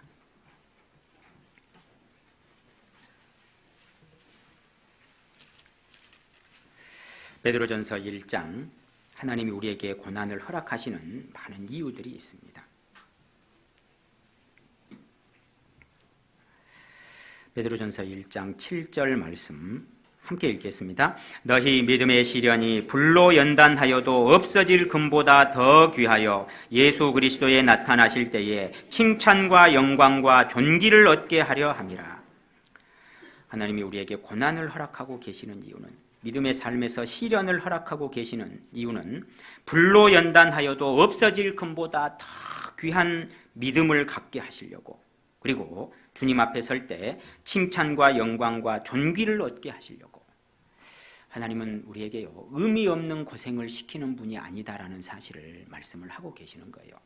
우리에게 작은 고난이라도 허락하실 때에는 나를 더 귀한, 금보다 더 귀한 훌륭한 믿음의 사람을 만드시려고, 훌륭한 인격의 사람을 만드시려고 하나님께서 나에게 고난 허락하고 계신다는 사실을 우리에게 말씀을 하고 계시는 겁니다. 이 고난이 얼마나 중요한 문제인지 제가 아이들 교육 문제와 관련해서 이제 생각해 보다가 정말 마음에 깊이 생각해 볼 수 있는 시간을 갖게 됐는데요. 이제 아이들에게 어렸을 때 피아노 이렇게 한 번씩 학원들을 보내잖아요. 피아노를 보내다가 학교에서 방과 후로 정부 지원을 해줘서 이제 시골 지역에 있을 때요, 방과 후 지원, 시골 지역에 지원이 굉장히 많거든요. 이제 방과 후 지원을 해주는데 바이올린을 그냥 공짜로 가르쳐 준다는 거예요, 지원하면. 그래서 이제 저희 딸 하나를 그럼 이제 피아노 그만 배우고 바이올린 한번 배워봐라. 그래서 바이올린을 가르치려고 하는데 이제 바이올린을 구해야 되잖아요. 새 거 사주기는 그렇고, 이제 초딩인데 뭐 아무리 싼 거라 해도 새 거 사주기는 좀 그렇고, 그래서 도시에 있는 이제 동생에게 전화를 해서요, 너 찬양대 하고 있는데 주변에 그 형제 자매님들 쓰시던 그 바이올린 좀 오래돼서 안 쓰는 거 있으면 좀 중고 하나 좀 저렴하게 구해서 보내봐라. 그랬더니요, 2개를 구해서 보낸 거예요. 그래서 줄만 좀 손보고 이렇게 정비를 해서 이게 줬었는데요. 그러면서 이게 얼마냐고 했더니 공짜로 2개를 얻었다는 거예요. 야, 그래도 그렇지. 이제 그분은 돈 주고 사서 아무리 오래 썼다고 해도 자기는 손때가 묻고 아까울 건데 그래도 조금이라도 드려야지 이게 공짜로 가져오면 되겠냐. 그랬더니 오래 써가지고 그냥 줘도 괜찮다고 해서 받아왔다는 거예요. 그래, 그러면 네가 식사라도 한 끼 사드리고 잘 챙겨드려라. 그러고 도대체 바이올린이 얼마씩이나 하길래 이게 공짜로 2개를 얻어왔을까. 그러고 이제 옥션이고 어디고 들어가서 봤더니요, 바이올린 가격이 천차만별이 돼요. 생긴 건 똑같이 생겼는데 뭐 어떤 건 10만 원, 어떤 건 뭐 100만 원대, 어떤 건 뭐 몇천만 원대. 야, 생긴 것도 똑같고 크기도 보니까 똑같고 뭐 줄도 뭐 이게 색상도 보면 다 그게 그거인 것 같은데 이게 색깔만 조금씩 차이가 있고 이게 만든 회사들에 따라서. 그런데 왜 이렇게 가격 차이가 많이 날까 이제 궁금한 생각이 들어서요, 네이버를 들어가서 세상에서 가장 비싼 건 얼마 정도 할까. 그래서 네이버에게 물어봤습니다. 세상에서 가장 비싼 바이올린 하고 엔터를 이렇게 딱 쳤습니다. 그랬더니 얼마짜리 나왔을 것 같습니까?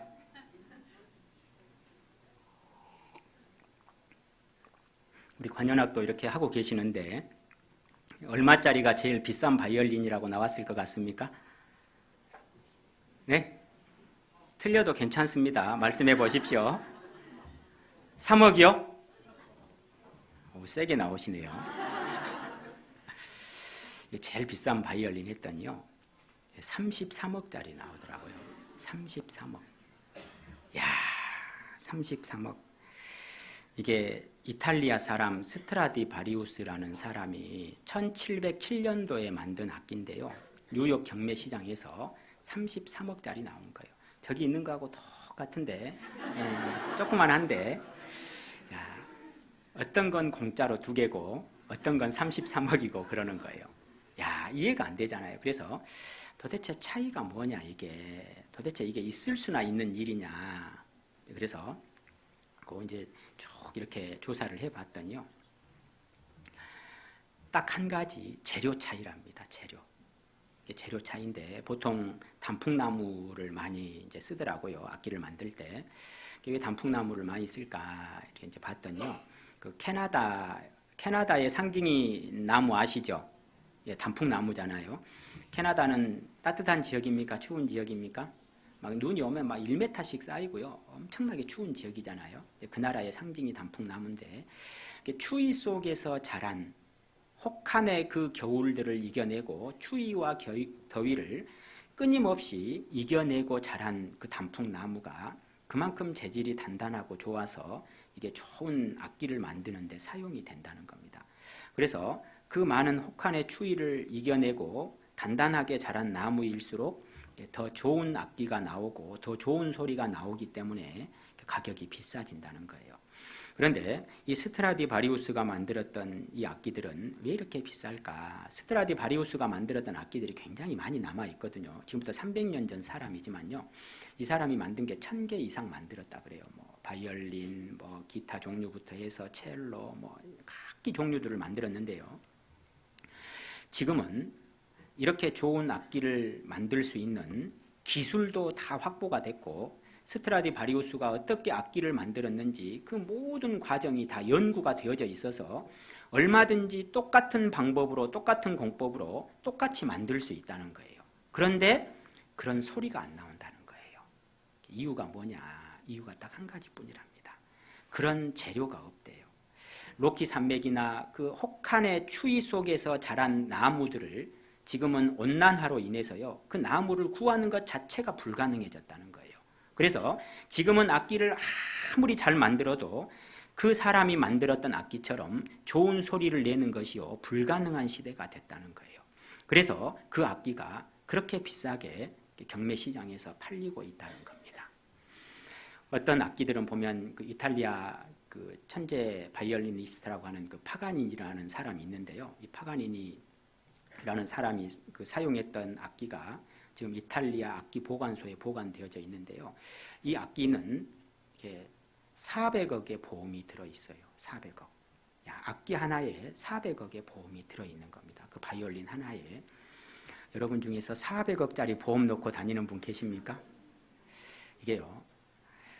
악기 똑같은 바이올린인데 어떤 악기는 33억씩 하고 400억씩 보험이 들어있고 이 400억 들어있는 이 악기는 이 세계적인 명사들에 의해서 뉴욕이나 오스트리아나 이게 세계적인 바이올리니스트들이 사용 신청을 하면요.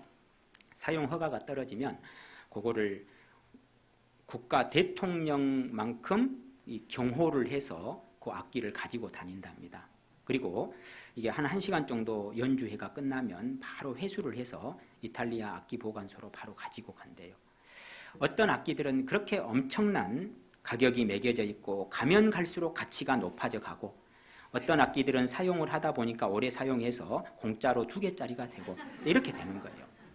그러면 어떤 건 공짜가 되어져 가고 어떤 건 가면 갈수록 악기의 가치가 높아져 가냐. 무슨 차이라고요? 재료 차이라고요. 그런데 그 재료 차이가 단지 무엇의 차이라고요? 고난의 차이라고요. 얼마나 추운 환경 속에서 혹한의 추위와 무더위와 그 많은 고난을 오랫동안 견디고 자라왔느냐에 따라서 악기 소리가 달라지고 그런 나무로 만들어진 악기는 시간이 가면 갈수록 더 웅후하고 좋은 소리가 나는데 다른 악기들, 약한 나무로 만들어진 악기들은요 갈라지고 쓸모없게 되고 계속 소리가 안 좋아져서 나중에는 고쳐도 안 되니까 폐기 처분이 되는 상태로 가는 거예요. 그러면 악기 하나도 얼마만큼 고난을 견디고 고난 속에 성장했느냐에 따라서 그렇게 가치가 천차만별로 달라질 수 있다면 천지와 우주 만물을 창조하신 하나님의 자녀들이 고난을 회피하고 살아가는 거하고 철저하게 예수님처럼 고난을 받아들이고 살아가는 거하고 내 인생의 가치가 하나님 앞에서 얻게 될 그 영광스러운 삶이 얼마만큼 가치가 달라질 수 있겠는지를 한번 생각해 볼 필요가 있는 거잖아요. 사람은 누구든지 고난받는 걸 좋아하지 않고 고난을 피해가고 싶은 마음이 누구든지 있을 겁니다. 그러나 철저하게 하나님께서 이끌어 가시는 대로 고난을 받아들이고 그 고난 속에서 철저하게 나를 낮추고 예수님의 인격을 닮아가는 그 삶이 얼마나 영광스럽고 가치 있는 것이 될지를요 생각해 볼 필요가 있는 거예요. 그리고 끝까지 어려움 속에서도 주님을 위해서 복음을 위해서 희생하고 헌신하고 내 인생을 주를 위해서 다 사용하고 살다가 주님 앞에 설 때 그것이 얼마나 영광스럽게 만들어줄지를 생각해 볼 필요가 있잖아요. 이 세상에서는 고난을 피해가고 복음을 위해서 수고하는 것을 피해갈 수도 있습니다. 이 세상에서는 차이가 전혀 나지 않습니다. 오히려 고난을 피해가고 내 편리한 대로의 삶을 살아가는 것이 이 세상에서는 더 안정적으로 살게 되고 더 편안하고 좋아 보이는 것처럼 느껴질 수도 있어요. 그러나 하나님 앞에 가면요. 하나님 앞에서도 그럴까요? 하나님 앞에서도 그렇게 모든 것이 커버될 수 있을까요? 하나님 앞에서도 속여질 수 있을까요? 절대 그럴 수 없다는 걸 우린 너무도 잘 알고 있잖아요. 하나님 앞에 설 때에는 내가 주를 위해서 얼마나 고생하고 하나님 앞에 얼마나 철저히 나를 낮추고 살았는지를요 하나님이요 철저히 모든 것을 모든 성도들 앞에서 다 보여주실 거잖아요. 그때 얻을 영광이 있으신 거잖아요. 그래서 우리는 고난을 받아들이시잖아요. 그리고 이 고난을 하나님께서 허락하시는 이유 중에 하나는 어떤 어려움 속에서도 끝까지 나를 세우고자 하시는 하나님의 큰 뜻이 있으시고 하나님의 선하신 뜻이 있으시기 때문에 하나님은 우리에게 고난을 허락하고 계시는 겁니다. 잠언 10장 한번 가보시겠습니다. 잠언 10장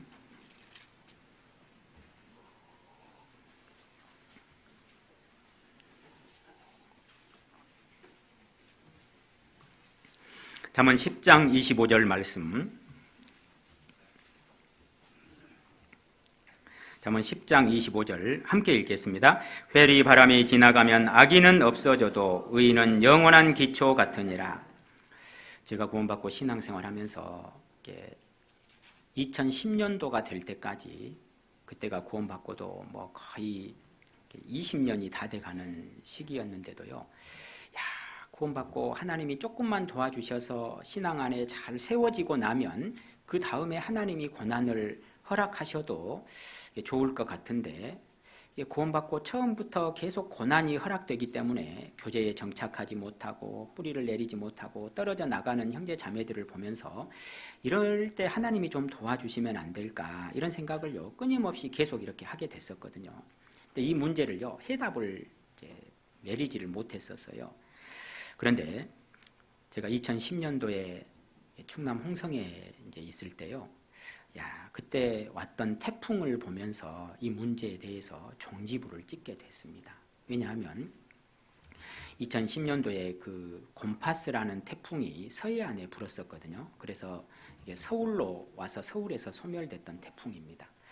대부분의 태풍은 제주도 쪽으로 해서 이제 남해안으로 해서 이제 부산 쪽으로 해서 일본으로 빠져나가잖아요. 그래서 피해 없이 일본으로 이렇게 얼른 빠져나가기만을 이렇게 이제 바라는데 이 곰파스라는 태풍은 서해안으로 그대로 밀고 올라와서 서울까지 왔고 이제 이야기 들어봤더니 서울 서부교회도 2010년도 그 곰파스 태풍 때요. 그 지하 주차장 뭐 샤타라든지 이런 것도 휘어지고요. 이게 피해를 좀 입었었다 그러더라고요. 굉장히 많은 이제 서해안 쪽에 피해를 입혔었는데 그때 당시에 이 태풍으로 인해서요. 그 서해안 지역에 그 엄청난 피해들을 입히고 지나갔던 일들이 있었습니다. 그 서해안에 가면 홍송이라고 하는 붉은 소나무들이 있어서요. 옛날에 궁궐 지을 때도 사용이 되고 또 조경용으로 사용이 되는 아주 좋은 소나무들이 많이 있거든요. 그런데 태안군에서만 그 곰파스 태풍으로 인해서 이게 8,700그루 이상이 이제 부러진 겁니다. 한 50년, 60년 된 이런 좋은 소나무들이요. 한 30m씩 되는 소나무들이요. 다 허리가 꺾여가지고 완전히 이렇게 땅에 처박힌 거예요. 전쟁에서 폭탄을 맞아도 그렇게 끔찍하지는 않았을 겁니다. 그 지역을 지나다 보면 그렇게 끔찍한 많은 이게 장면들이 이제 산에 온통 산에 다 그렇게 됐었는데요. 그 부러진 소나무들을 벌목해는 데만 해도 몇 년 걸렸거든요. 태안군에서도 홍성도 그렇고 나무가 뿌리째 뽑히기도 하고. 자, 그런데 왜 이런 상황들이 발생을 했을까? 이 곰파스라는 태풍이 B급 태풍이었거든요. 그래서 원래 그 남해안이나 이제 전남이나 경남 남해안으로 이렇게 정상적인 코스로 갔으면요, 나무 가지도 잘 부러지지 않을 만큼 약한 태풍이었어요. 그런데 서해안으로 오면서는 그 나무들을 다 부러뜨리고 완전히 쑥대밭을 만들어 놓은 겁니다. 왜 그랬을까? 이유가요, 딱 하나 있는 거예요. 왜냐하면 이 나무들은 평생의 태풍을 그때 처음 맞아본 겁니다. 그러니까요, 어렸을 때부터 계속 태풍을 맞고 자라면 나무들이 흔들리면서 뿌리를 더 깊이 내리고 많이 흔들리다 보니까 부러지지 않도록 단단하게 자랄 수 있는데 나무들이 단단하게 자라질 못한 거예요.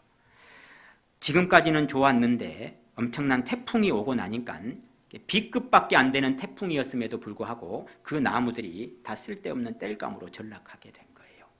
처음부터 계속해서 태풍을 맞고 고난을 받으면서 자라왔으면 그 나무들이 버려졌겠습니까? 안 버려졌겠습니까? 잘 자라서 집을 짓는데 대들보로 기둥으로 아주 귀하게 쓰임받는 나무가 됐을 겁니다. 그런데 고난 없이 자랐음으로 인해서 그 고난이 한꺼번에 몰려왔을 때는요, 이렇게 다 쓸모없는 땔감으로 전락하게 된 겁니다. 이 잠언 10장 25절 말씀이요, 그때 이해가 됐어요. 그래서 회리 바람이 지나가면 악인은 없어져도 의인은 영원한 기초 같으니라. 하나님께서 자기 자녀들에게 이 세상 모든 사람들보다 훨씬 더 많은 어려움과 고난을 계속해서 허락하고 계시는데 왜 고난을 허락하고 계실까? 어떤 어려움 속에서도 부러지거나 땔감으로 쓸모없는 사람으로 전락하지 않도록 하나님이 끝까지 세우고자 하시는 하나님의 선한 뜻이 있으신 거구나. 하나님이 반드시 고난을 허락하지 않으시면 안 되는 거구나. 이걸요, 제 마음에서 확실하게 알게 됐습니다. 그리고 마음으로부터 이걸 받아들일 수 있게 됐어요.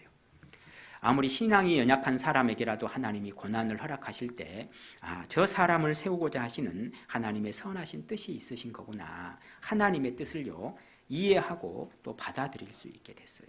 우리는 이해가 안 돼도 받아들이면 되는데 이해가 안 되면 받아들이는 게 쉽습니까? 어렵습니까? 그런 걸 보면 내 생각이 너무 강한 거구나. 하나님의 뜻을 그냥 그대로 받아들이면 되는데 이해가 안 되면 받아들이질 잘 못하는 이런 성격이 정말 별로 좋은 게 아닌 거구나. 이런 걸요, 철저하게 마음에 생각을 많이 해보게 됐습니다. 그래서 잠언 24장 16절에 대저 의인은 7번 넘어질지라도 다시 일어나려니와 악인은 재앙으로 인하여 엎드러지느니라 라고 말씀하시는 것처럼 뿌리 깊게 내리고 단단하게 자라면 끝까지 하나님 앞에 세워질 수 있는 거잖아요. 대나무가 그러한 것처럼. 그래서 구원받은 그리스도인들은 고난이 올 때 단단하게 자라고 뿌리를 깊게 내리는 것이요, 우리가 신앙 안에서 해야 될 일인 겁니다. 골로새서 2장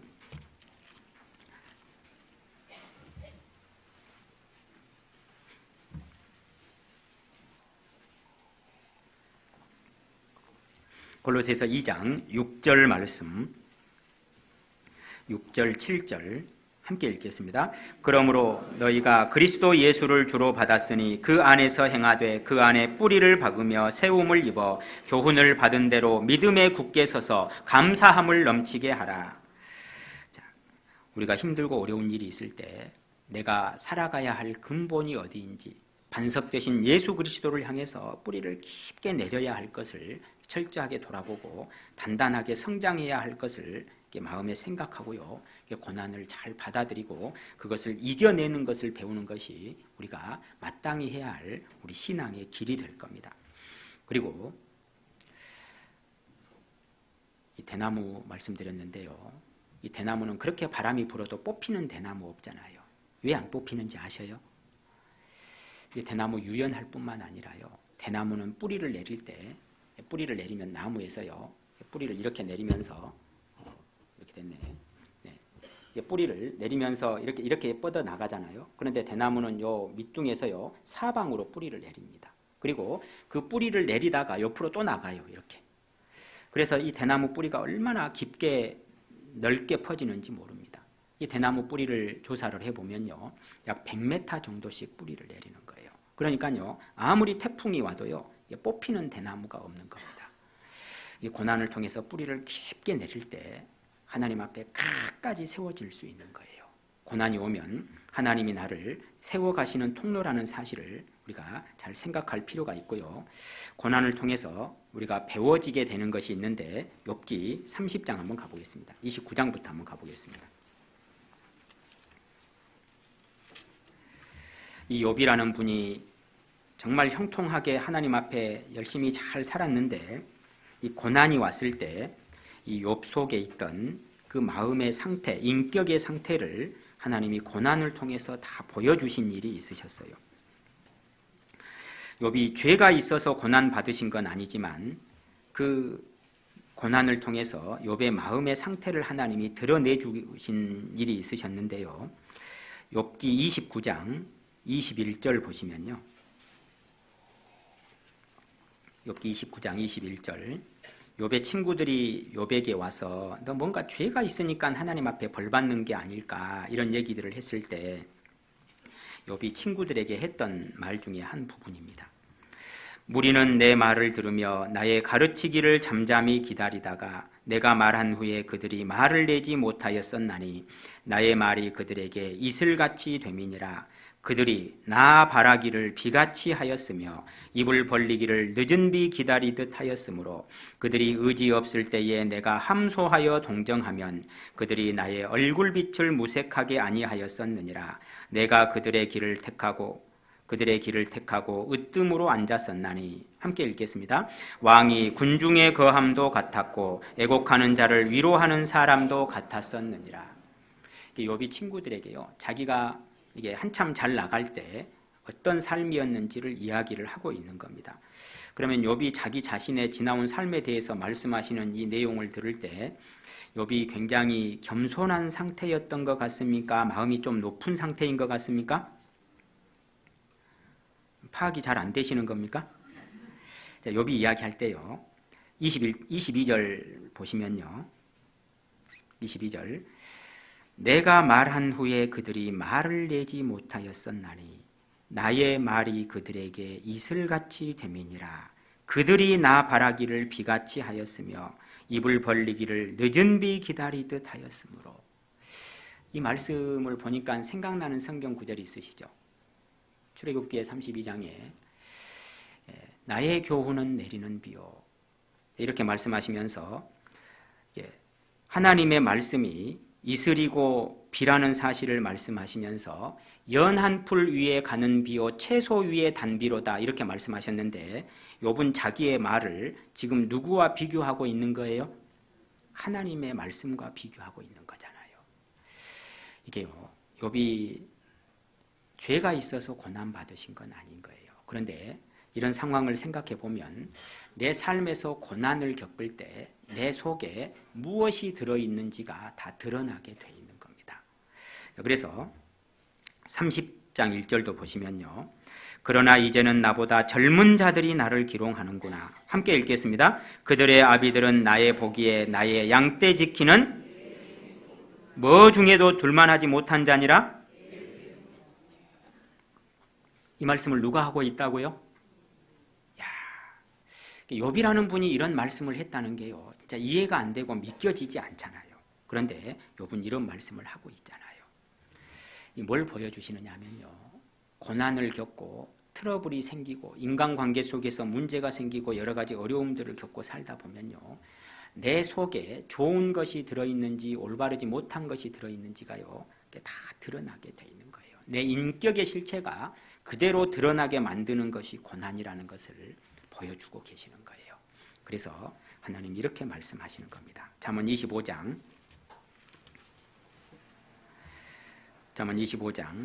4절 말씀.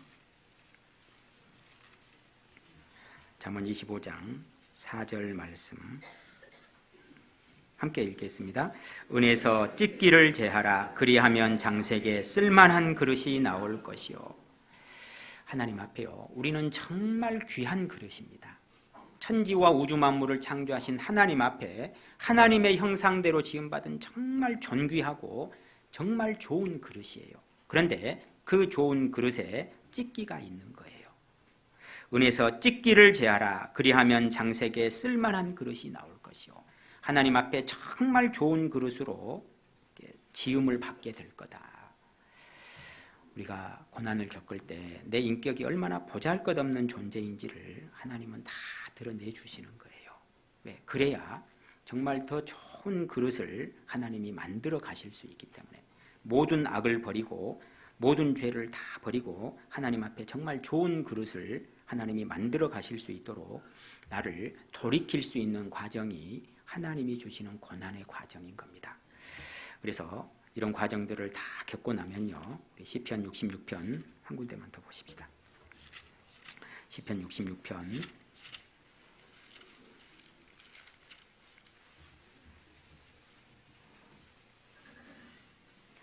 66편 10절 말씀, 시편 66편 10절 말씀.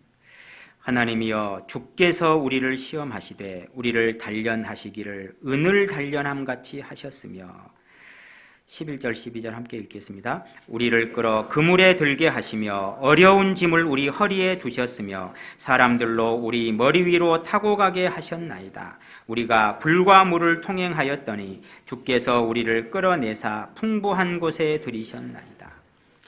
이 세상에서도 하나님께서 건지시는 일이 분명히 있으실 겁니다. 그런데 물과 불을 통행하였더니 많은 힘들고 어려운 과정들을 겪고 나서 우리의 인격을 하나님께서 주님을 닮아가는 좋은 인격을 만들어 가시고 또 하나님 앞에 끝까지 주를 위해서 살아갈 수 있는 삶으로 우리가 하나님 앞에 잘 자리매김이 될 때 하나님은 우리를 더 귀하게 사용해 가실 수 있고 하나님은 우리에게 더 많은 풍성한 것들을 허락하실 수 있을 겁니다.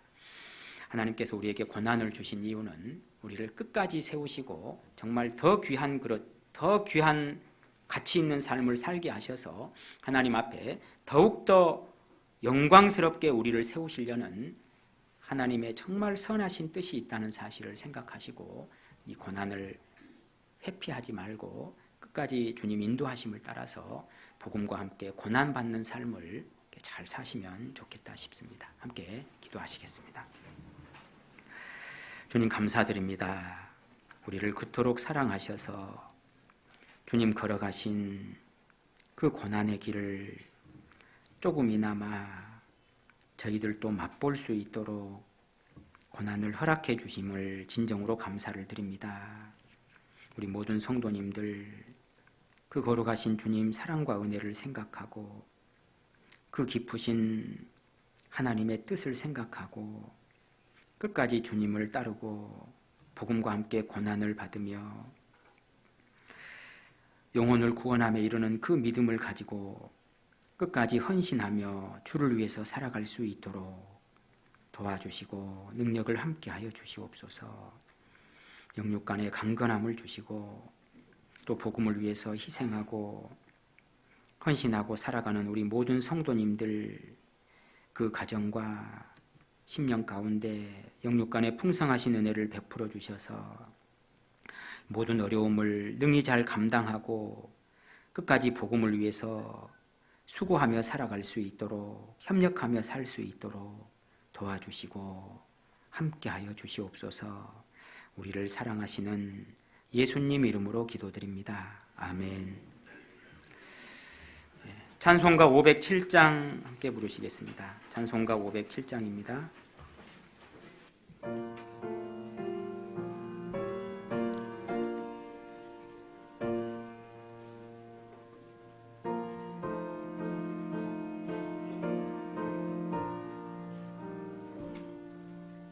주님의 마음을 본받는 자, 그 맘에 평강이 찾아오면 험악한 세상을 이길 힘이 하늘로부터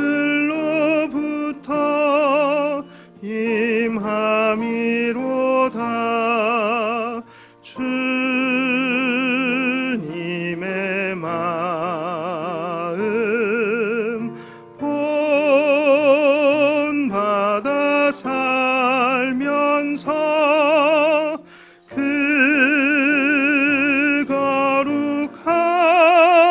거룩하심 나도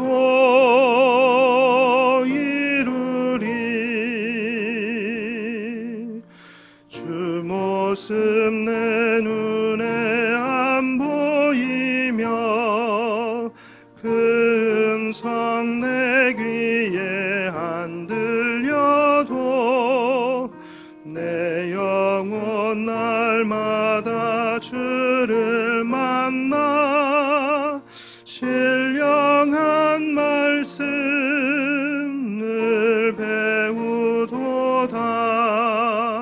주님의 마음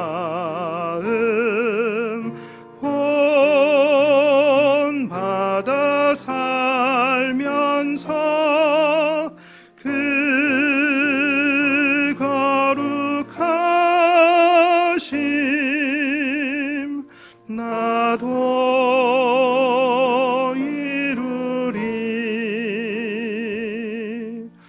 가는 길 거칠고 험하여도 내 맘에 불평이 없어짐은 십자가 고난을 이겨내신 주님의 마음 본받음이라.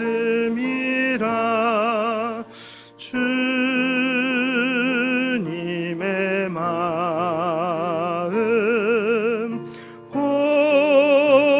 본받아 살면서 그 거룩하심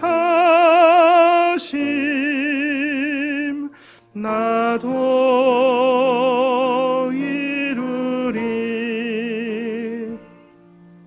주 예수 세상에 다시 오실 그날엔 무성도 변화하여 주님의 빛나는 그 영상을 다 함께 보며 주 찬양하리.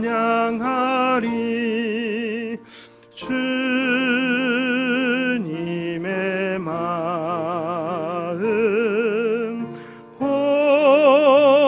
본받아 살면서 그 거룩하심 나